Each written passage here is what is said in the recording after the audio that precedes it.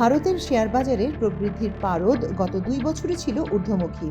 দক্ষিণ এশিয়ার সবচেয়ে বড় অর্থনীতির দেশটি বিপুল পরিমাণ বিনিয়োগ এবং প্রতিযোগী চীনের অভ্যন্তরীণ বাণিজ্যে বিদেশিদের জন্য সুযোগ সীমিত করা অনেকটাই যেন শাপে বর হয়েছিল দেশটির জন্য। কিন্তু ভারতীয় বাজারের এই দ্যুতি সাম্প্রতিক মাসগুলোতে অনেকটাই কমে এসেছে। অব্যাহত মুদ্রাস্ফীতি G20 অর্থনীতিভুক্ত দেশটির অর্থনৈতিক ভিত্তি নিয়েই প্রশ্ন তুলেছে। গত অক্টোবরে বিদেশি বিনিয়োগকারীরা স্থানীয় বিনিয়োগের প্রায় $11.2 বিলিয়ন শেয়ার বিক্রি করে চলে গেছে, যা দেশটিতে মাসিক দরপতনের রেকর্ড।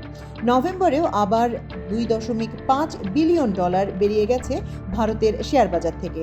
বিশ্লেষকরা বলছেন এর জন্য বিভিন্ন প্রভাবক রয়েছে। সম্প্রতি চীন বিদেশি বিনিয়োগ আকৃষ্ট করার জন্য বিভিন্ন পদক্ষেপ নিয়েছে, ফলে বেশ কিছু বিনিয়োগকারী ভারত থেকে তাদের শেয়ার বিক্রি করে সেখানে চলে যায়। এছাড়া ভারতের শেয়ার বাজারে বিনিয়োগ করার ক্ষেত্রে নানা ধরনের হয়রানির শিকারও হতে হয় বিদেশি বিনিয়োগকারীদের। বিনিয়োগ সংস্থা ম্যাককিউর ক্যাপিটালের ভারতীয় শেয়ার বাজার গবেষণার প্রধান আদিত্য সুরেশ বলেন, বাণিজ্যে যে ভাটা এসেছে তা স্পষ্ট, তবে প্রশ্ন হলো লোকজন কতদিন এই অবস্থায় মাটি কামড়ে পড়ে থাকবে। করোনা ভাইরাস মহামারীর সময় থেকে ভারতীয় অর্থনীতির গতিশীলতায় আন্তর্জাতিক বাজারে ঊর্ধ্বগতি দেখা গিয়েছিল।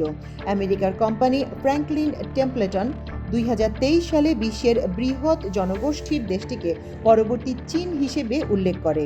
প্রতিষ্ঠানটি পূর্বাভাস দেয় বিশ্ব অর্থনীতি ভবিষ্যতে ভারতের নিয়ন্ত্রণে থাকবে, যা ভারতীয় দশক হিসেবে পরিচিতি পাবে।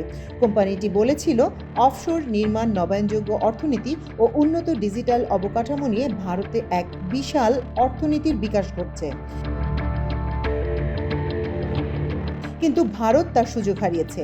ভারতের জিডিপির উদ্বৃত্ত গত সেপ্টেম্বরে মাত্র 5.4% দাঁড়িয়েছে, যা গত 2 বছরের মধ্যে সর্বনিম্ন।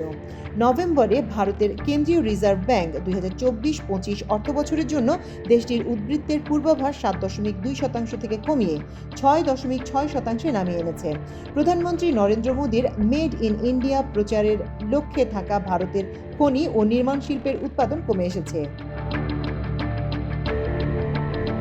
ম্যাককিউরের বিশ্লেষক ভারতীয় অর্থনীতিতে ভাটার পেছনে অনেক কারণ নির্দেশ করেন। এর মধ্যে নির্বাচনের বছরে দুর্বল এক সরকার পরিচালনা, বছর জুড়ে বিভিন্ন অবকাঠামো পরিচালনা এবং ভয়াবহ মৌসুমি বৃষ্টিপাত দেশটির অর্থনৈতিক কর্মকাণ্ডকে বাধাগ্রস্ত করেছে। উচ্চ মূল্যস্ফীতির কারণে ভারতের দৈনন্দিন জীবনযাত্রায় নেতিবাচক প্রভাব পড়েছে। এর সঙ্গে বিভিন্ন অনিরাপদ ঋণ ও রিটেইল ক্রেডিটের বিরুদ্ধে দেশটির সেন্ট্রাল ব্যাংকের অভিযানেও মানুষের হাতে অর্থ কমে গেছে। জীবনযাপনের প্রয়োজনে অনেক পরিবারই তাদের জমানো অর্থ খরচ করে ফেলছে।